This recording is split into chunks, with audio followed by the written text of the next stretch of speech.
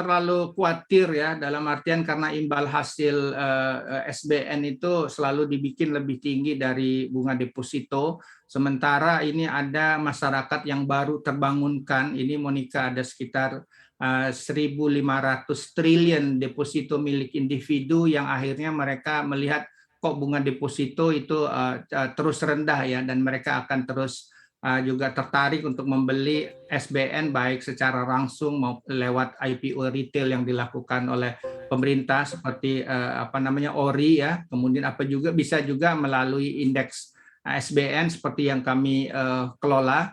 Jadi masih cukup besar ya, bahwa asing itu akan masuk ya, mereka akan melihat currency risk, dan saya percaya karena di tengah hiruk pikuk tapering dan lain-lain, sebetulnya ada satu hal yang membedakan krisis kali ini dengan krisis sebelumnya, yaitu kelebihan liquidity yang luar biasa sehingga suku bunga itu akan tetap rendah.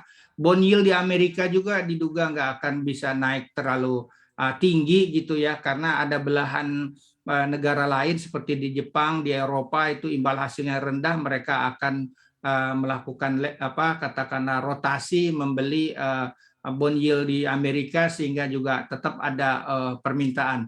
Jadi kembali ke tadi ya, domestik energinya tuh cukup besar. Sekarang aja bank domestik itu adalah pemilik SBN terbesar di Indonesia. Memang yang nanti perlu kita pertanyakan adalah ketika bank bisa menyalurkan kredit, itu apa yang mereka lakukan dengan SBN yang mereka miliki, siapa yang ngambilnya, apakah asing, apakah domestik. Tapi saya lihat imbal hasil Indonesia sekarang itu masih tetap di atas long term inflasi.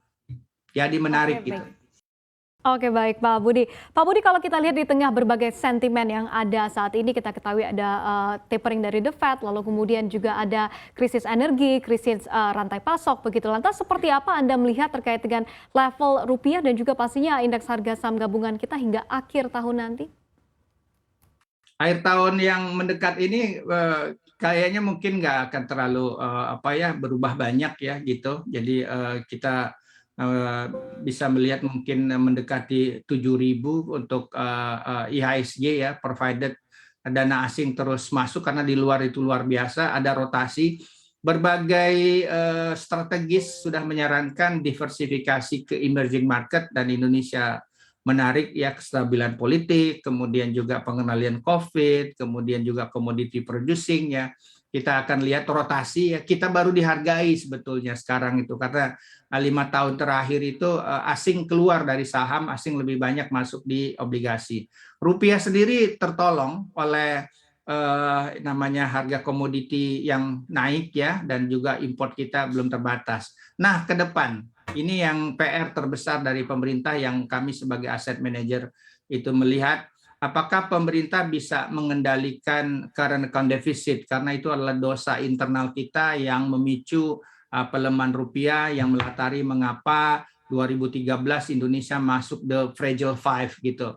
Jadi kami selalu memantau. Namun kalau kita berpendapat bahwa currency risk ini adalah faktor yang paling utama yang mempengaruhi asing, ini adalah silakan beda pendapat. Ini adalah kesempatan terbaik bagi investor di domestik untuk masuk ya, dan bukan saat masuk yang paling penting sebetulnya dalam investasi, saat keluar. Dan saat keluar terbaik itu adalah kalau kita melihat ada currency risk gitu, dan so far sih belum kami lihat, dan mudah-mudahan di proyeksi kami rupiah mungkin tidak jauh dari range 14.500 untuk tahun depan, provided yang dilakukan oleh pemerintah memanfaatkan mungkin super cycle ya. Saya sih mining ini menjadi lebih memberikan maslahat buat kemakmuran, kemajuan perekonomian Indonesia. Untuk informasi lebih lengkap dan berita terkait, klik link yang ada dalam deskripsi.